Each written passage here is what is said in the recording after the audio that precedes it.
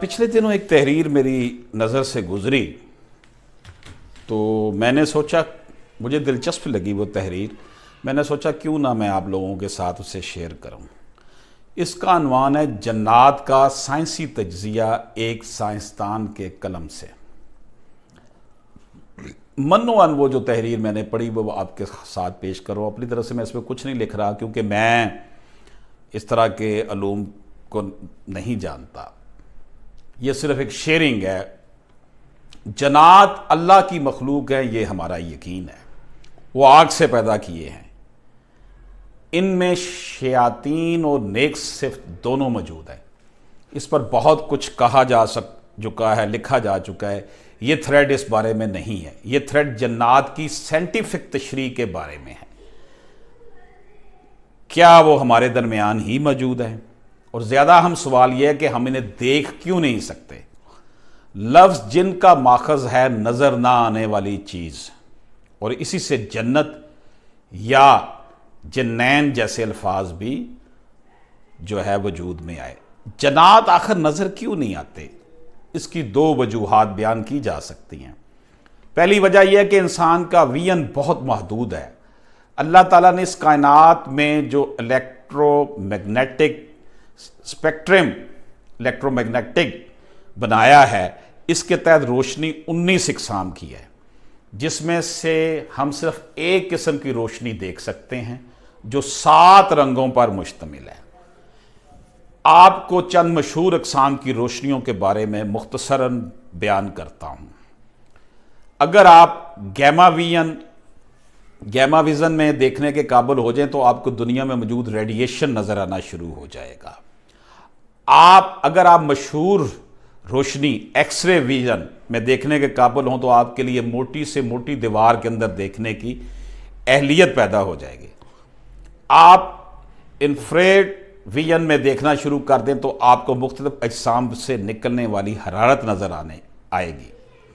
روشنی کی ایک اور قسم کو دیکھنے کی صلاحیت الٹرا وائلٹ ویژن کی ہوگی، جو آپ کو انرجی دیکھنے کے قابل بنا دے گا. اس کے علاوہ مائکرو ویو ویژن اور ریڈیو ویو ویژن جیسی کل ملا کر 19 اقسام کی روشنیوں میں دیکھنے کی صلاحیت سپر پاور محسوس ہونے لگتی ہے. کائنات میں پائی جانے والی تمام چیزوں کو اگر 1 میٹر کے اندر سمو دیا جائے تو انسانی آنکھ صرف 300 نینو میٹر کے اندر موجود چیزوں کو دیکھ پائے گی، جس کا آسان الفاظ میں مطلب یہ ہے کہ ہم کل کائنات کا صرف 0.0000003% حصہ ہی دیکھ سکتے ہیں. انسانی آنکھ کو دکھائی دینے والی روشنی ویزیبل لائٹ کہلاتی ہے، اور یہ الٹرا وائلٹ اور انفراریڈ کے درمیان پایا جانے والا بہت چھوٹا سا حصہ ہے. ہماری ہی دنیا میں ایسی مخلوقات موجود ہیں جن کا ویژول اسپیکٹرم ہم سے مختلف ہے. اس میں لکھنے والا جو ہے، جس کا یہ آرٹیکل ہے، وہ لکھتا ہے سانپ وہ جانور ہے جو انفراریڈ میں دیکھ سکتا ہے. ایسے ہی شہد کی مکھی الٹرا وائلٹ میں دیکھ سکتی ہے. دنیا میں سب سے زیادہ رنگ مینٹنس شرمپ کی آنکھ دیکھ سکتی ہے. الو کو رات کے گھپ اندھیرے میں بھی ویسے ہی رنگ نظر آتے ہیں جیسے انسان کو دن میں. امریکن کک نامی پرندہ ایک ہی وقت میں 180 ڈگری کا منظر دیکھ سکتا ہے، جبکہ گھریلو بکری 320 ڈگری تک ویو دیکھ سکتی ہے. درختوں میں پایا جانے والا گرگٹ ایک ہی وقت میں 2 مختلف سمتوں میں دیکھ سکتا ہے، جبکہ افریقہ میں پائے جانے والا پرونکس نامی ہرن ایک صاف رات میں سیارے کے دائرے تک دیکھ سکتا ہے. اب آپ اندازہ کر سکتے ہیں کہ انسان کی دیکھنے کی انسان کا جو دیکھنا ہے اس کی حس کس قدر محدود ہے، اور وہ اکثر ان چیزوں کو نہیں دیکھ پاتا جو جانور دیکھتے ہیں.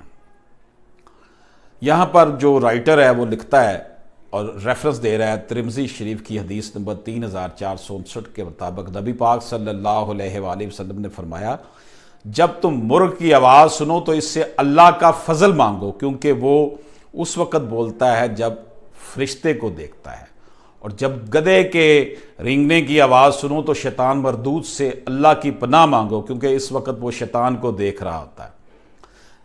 اب وہ سائنسدان صاحب لکھ رہے ہیں، جب میں نے مرغ کی آنکھ کی ساخت پر تحقیق کی تو مجھے یہ جان کر حیرت ہوئی کہ مرغ کی آنکھ انسانی آنکھ سے 2 باتوں میں بہت بہتر ہے۔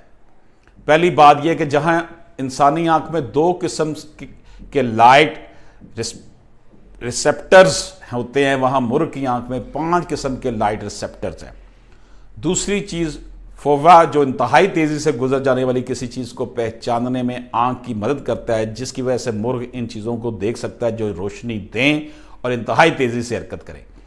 اور اگر آپ گدھے کی آنکھ پر تحقیق کریں تو آپ دیکھیں گے کہ اگرچہ رنگوں کو پہچاننے میں گدھے کی آنکھ ہم سے بہتر نہیں ہے، لیکن گدھے کی آنکھ میں راڈز کی ریشو کہیں زیادہ ہے۔ اسی وجہ سے گدھا اندھیرے میں درختوں اور سائے کو پہچان لیتا ہے۔ یعنی آسان الفاظ میں گدھے کی آنکھ میں اندھیرے کو پہچاننے کی صلاحیت ہم سے کہیں زیادہ ہے۔ البتہ انسان کی سننے کی حس اس کی دیکھنے کی حس سے بہتر ہے، اگرچہ دوسرے جانوروں کے مقابلے میں پھر بھی کم ہے۔ مثال کے طور پر نیولے نما جانور اور بجو کے سننے کی صلاحیت سب سے زیادہ یعنی 16 ہرٹز سے لے کر 45,000 ہرٹز تک ہے، اور انسان کی اس سے تقریباً آدھی یعنی 20 ہرٹز سے لے کر 20,000 ہرٹز تک ہے۔ اور شاید اسی لیے جو لوگ جنات کے ساتھ ہونے والے واقعات رپورٹ کرتے ہیں وہ دیکھنے کی بجائے سرگوشیوں کا زیادہ ذکر کرتے ہیں۔ ایک سرگوشی کی فریکوینسی تقریباً 150 ہرٹز ہوتی ہے، اور یہی وہ فریکوینسی ہے جس میں انسان کا اپنے ذہن پر کنٹرول ختم ہونا شروع ہوتا ہے۔ اس کی واضح مثال ASMR تھراپی ہے، جس میں 100 ہرٹز کی سرگوشیوں سے آپ کے ذہن کو ریلیکس کیا جاتا ہے۔ اس تھریڈ کے شروع میں نے جنات کو نہ دیکھ پانے کی 2 ممکنہ وجوہات کا ذکر کیا تھا۔ یہ وہ رائٹر جو سائنسدان ہے جس کا میں مضمون پڑھ آپ تک شیئر کر رہا ہوں، ان کا لکھا ہوا ہے۔ اب نام نہیں ان کا لکھا ہوا تھا، اس لیے میں نے اب نام نہیں بتا سکتا کن کا لکھا ہوا ہے، جن میں سے ایک تو میں نے بیان کر دی ہے۔ دوسری بیان کرنے سے پہلے میں ایک چھوٹی سی تھیوری سمجھانا چاہتا ہوں۔ 1803 میں ڈالٹن نامی سائنسدان نے ایک تھیوری پیش کی تھی کہ کسی مادے کی سب سے چھوٹی اور نہ نظر آنے والی کوئی اکائی ہوگی، اور ڈالٹن نے اس اکائی کو آئٹم کا نام دیا تھا۔ اس بات کے 100 سال گزرے جب تھامسن نامی سائنسدان نے آئٹم کے گرد مزید چھوٹے ذرات کی نشاندہی کی جنہیں الیکٹرونز کا نام دیا گیا۔ پھر 7 سال بعد ریدفورڈز نے ایٹم کے نیوکلس کا اندازہ لگایا۔ پھر صرف 2 سال بعد بوہر نامی سائنسدان نے بتایا کہ الیکٹرونز آئٹم کے گرد گھومتے ہیں، اور 10 سال بعد 1926 میں شورڈنگر نامی سائنسدان نے آئٹم کے اندر بھی مختلف اقسام کی انرجی کے بادلوں کو دریافت کیا۔ جو چیز 200 سال پہلے ایک تھیوری تھی وہ آج حقیقت بن گئی، اور آج ہم سب ایٹم کی ساخت سے واقف ہیں، حالانکہ اسے دیکھ پانا آنکھ کے لیے آج بھی ممکن نہیں ہے۔ ایسی ہی ایک تھیوری 1960 میں پیش کی گئی جس سے اسٹرنگ تھیوری کہتے ہیں۔ اس کی ڈیٹیلز بتانے سے پہلے ایک بات کی وضاحت ضروری ہے۔ انسان کی حرکت آگے اور پیچھے، دائیں اور بائیں، اوپر اور نیچے ہونا ممکن ہے۔ جیسے جیسے 3 ڈائمنشنز، جسے ہم 3 ڈائمنشن 3D کہتے ہیں، ہماری دنیا یا ہمارا عالم انہیں 3 ڈائمنشنز کے اندر قید ہے، ہم اس سے باہر نہیں نکل سکتے۔ لیکن اسٹرنگ تھیوری کے مطابق مزید 11 ڈائمنشنز موجود ہیں۔ ان 11 کی 11 ڈائمنشنز میں ممکن ہو سکنے والی باتیں اب دیکھتے ہیں۔ اگر آپ پہلی ڈائمنشن میں ہیں تو آپ آگے اور پیچھے ہی حرکت کر سکیں گے۔ اگر آپ دوسری ڈائمنشن میں داخل ہو جائیں تو آپ آگے پیچھے اور دائیں بائیں حرکت کر سکیں گے۔ تیسری ڈائمنشن میں آپ آگے پیچھے، دائیں بائیں اور اوپر نیچے ہر طرف حرکت کر سکیں گے۔ یہی ہماری دنیا یا جسے ہم اپنا عالم کہتے ہیں۔ اگر آپ کسی طرح سے چوتھی ڈائمنشن میں داخل ہو جائیں تو آپ وقت میں بھی حرکت کر سکیں گے۔ 5ویں ڈائمنشن میں داخل ہونے پر آپ اس عالم سے نکل کر کسی دوسرے عالم میں داخل ہونے کے قابل ہو جائیں گے، جیسا کہ عالم روا۔ 6ٹھی ڈائمنشن میں آپ 2 یا 2 سے زیادہ عالموں میں حرکت کرنے کے قابل ہو جائیں گے، اور یہ اب سائنسدان کہتا ہے کہ میرے ذہن میں عالم اسباب کے ساتھ عالم روا اور عالم برزخ کا نام آتا ہے۔ 7ویں ڈائمنشن آپ کو اس قابل بنا دے گی کہ اس عالم میں بھی جا سکیں گے جو کائنات کی تخلیق سے پہلے یعنی بگ بینگ سے بھی پہلے کا تھا۔ 8ویں ڈائمنشن آپ کو تخلیق سے پہلے کے بھی مختلف عالموں میں لے جانے کے قابل ہوگی۔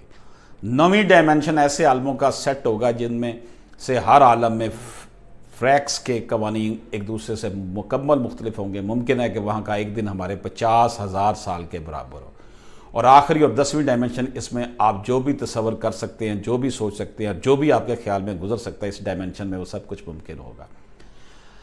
اب وہ سائنسدان کہتا ہے جس نے آرٹیکل یہ لکھا ہے، میری ذاتی رائے کے مطابق جنت شاید اس ڈائمنشن سے بھی ایک درجہ آگے کی جگہ ہے، کیونکہ حدیث قدسی میں آتا ہے کہ جنت میں میرے بندے کو وہ کچھ میسر ہوگا جس کے بارے میں نہ کبھی کسی آنکھ نے دیکھا، نہ کبھی کان نے سنا، اور نہ کبھی کسی دل میں اس کا خیال آیا۔ اور دوسری جگہ یہ بھی آتا ہے کہ میرا بندہ وہاں جس چیز کی بھی خواہش کرے گا وہ اس کے سامنے موجود ہوگی۔ بالیقین جنات ہم سے اوپر کی ڈائمنشن کے بینگز ہیں، اور یہی وہ دوسری سائنٹیفک وجہ ہے جس کی بنا پر ہم انہیں نہیں دے سکتے۔ ان 10 ڈائمنشنز کے بارے میں جاننے کے بعد آپ یہ سمجھ سکتے ہیں کہ جنات کے بارے میں قرآن ہمیں ایسا کیوں کہتا ہے کہ وہ تمہیں وہاں سے دیکھتے ہیں جہاں سے تم انہیں نہیں دیکھتے، یا پھر افریت اتنی تیزی سے سفر کیسے کر سکتے ہیں۔ جیسے سورہ سبا میں ذکر ہے کہ ایک افریت نے حضرت سلمان رضی اللہ تعالیٰ عنہ کے سامنے ملکہ بلقیس کا تخت لانے کا دعویٰ کیا تھا، یا پھر کشش ثقل کا ان پر اثر کیوں نہیں ہوتا اور وہ اڑتے پھرتے ہیں، یا پھر کئی دوسرے سوالات جیسے عالم برزخ جہاں روحیں جاتی ہیں، یا عالم ارواح جہاں تخلیق سے پہلے اللہ تعالیٰ نے تمام ارواح سے عہد لیا تھا کہ تم کسی اور کی عبادت نہیں کرو گے، اور سب نے ہوش میں قرار کیا تھا، یا قیامت کے روز کے دن کیسے مختلف ہوگا، یا شہداء کی زندگی کس عالم میں ممکن ہے۔